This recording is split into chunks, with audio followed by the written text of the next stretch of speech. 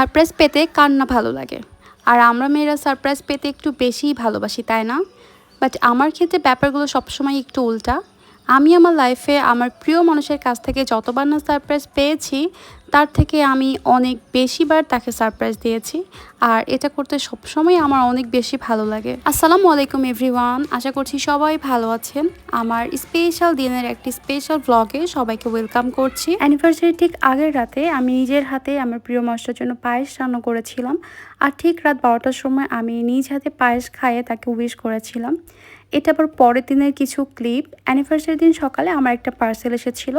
আমি কিছু জিনিস অর্ডার করেছিলাম একটা পেজে, তো সেগুলোই এসেছিলো। চেক করে দেখে নিচ্ছিলাম সব কিছু ঠিক আছে কি না। আর এখন দেখাচ্ছি আমার একটা পছন্দের জিনিস। এটা আমার অনেক দিন ধরে আমার উইশ লিস্টে ছিল, নিব করে এটা নেওয়াই হচ্ছিল না। ফাইনালি এদিন আমি নিয়েই নিলাম এটা। যেহেতু অ্যানিভার্সারি দিন আমরা দুজন বাইরে গিয়েছিলাম ডিনার ডেট করতে, তো ওই দিন আর বাসায় আমাদের কোনো কিছু করা হয়নি। আর এটাও তার পরের দিনের ক্লিপ। তো আমার হাজব্যান্ড বাইরে ছিল, তো বাইরে থেকে আসার আগেই আমি সব কিছু এখানে গুছিয়ে নিচ্ছিলাম। আগে আমি বসে সবগুলো বেলুন সব কিছু ফুলিয়ে নিয়েছি, আর এখন এগুলো ডেকোরেট করে নিব। ফাইনালি এখানে আমি সাজিয়েও নিয়েছি, আর বেডের পাশে স্পেসটাকে আমি সুন্দর করে সাজিয়ে নিয়েছি। তো কেমন হয়েছে ডেকোরেশনটা অবশ্যই কিন্তু কমেন্ট করে জানাবেন। আমার কাছে তো এইসব অ্যারেঞ্জ করতে ভীষণই ভালো লাগে, আর আমি এগুলো করতে খুব পছন্দ করি, বিশেষ করে সারপ্রাইজ দিতে। আমি আমার বিয়ের আগে থেকে ওকে আমি সারপ্রাইজ দিয়ে আসি। ওর কোনো স্পেশাল দিন বা আমাদের কোনো স্পেশাল দিনে আমি সব সময় চেষ্টা করি কোনো না কোনোভাবে ওকে সারপ্রাইজ করতে। আর সবসময় আমি আমার 100% এফোর্টটা দেওয়ার চেষ্টা করি। আমার কাছে মনে হয় যে কোনো ধরনের রিলেশনশিপে সবথেকে বেশি ম্যাটার করে এফোর্টস।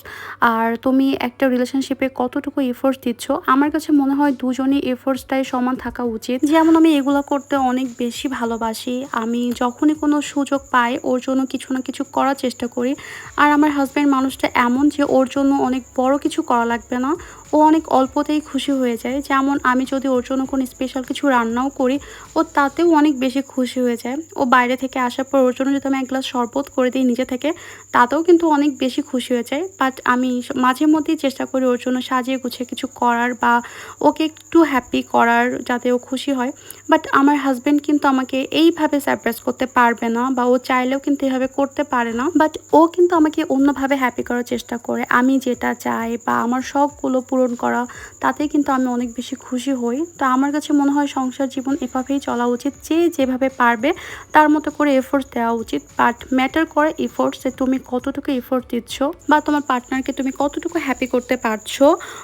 দুজনের প্রতি হ্যাপি থাকলেই এনাফ। আর এই তো ডেকোরেশন করা শেষে আমি একটা শাড়িও পরে নিয়েছি। আর আজকে যে রেড কালারের শাড়িটা পরেছি, শাড়িটাও কিন্তু আমার কাছে অনেক বেশি স্পেশাল, কারণ এটা আমার লাইফে পাওয়া আমার প্রিয় মানুষের কাছ থেকে প্রথম শাড়ি। ও আমাকে এই শাড়িটা গিফট করেছিল। এই শাড়িটা এর আগেও আমি অনেকবার পরেছি, বাট ভাবলাম আজকে যেহেতু আমি রেড থিমে সব কিছু সাজিয়েছি, তো এই শাড়িটা এই থিমটার সাথে খুব ভালো যাবে। দ্যাটস ওয়াই আমি এই শাড়িটাও পরে নিয়েছি। আর আজকে ডেকোরেশনটা কেমন হয়েছে, একদম সিম্পলের মধ্যে করেছি, বা যতটুকু আমি পেরেছি আমার সাধ্য মতো। তোমাদের কাছে কেমন লেগেছে অবশ্যই কিন্তু কমেন্ট করে জানিও। কেকটা কিন্তু দেখতে অনেক বেশি সুন্দর ছিল, বাট কেকটা 2 দিন ধরে ফ্রিজে থাকার কারণে কেকটা একটু ক্র্যাক করে গিয়েছিল। তাছাড়া কিন্তু কেকটা ওভারঅল সুন্দর ছিল, আর কেকটার টেস্ট কিন্তু মাশাআল্লাহ অনেক মজা ছিল। কোন পেজ থেকে নিয়েছি কেকটা অবশ্যই আমি একটা মেনশন করে দিব। আমার হাজব্যান্ড যখন বাইরে থেকে এসে দেখেছিল যে ওর জন্য আমি এত সুন্দর করে অ্যারেঞ্জমেন্ট করে বসে আছি, ও কিন্তু অনেক বেশি হ্যাপি হয়ে গিয়েছিল। আর তোমরাও চাইলে কিন্তু তোমাদের পার্টনারের জন্য এরকম করে কোনো সারপ্রাইজ অ্যারেঞ্জ করতে পারো।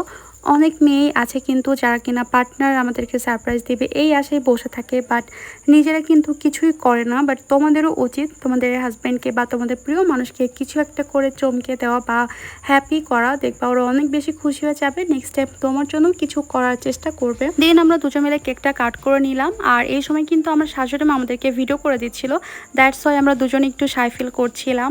আমাদের ব্লগ তোমাদের কাছে কেমন লাগে অবশ্যই কিন্তু কমেন্ট করে জানিও। আর যদি ভালো লাগে তাহলে অবশ্যই আমার পেজটা একটু ফলো করে দিও, একটা শেয়ার করে দিও।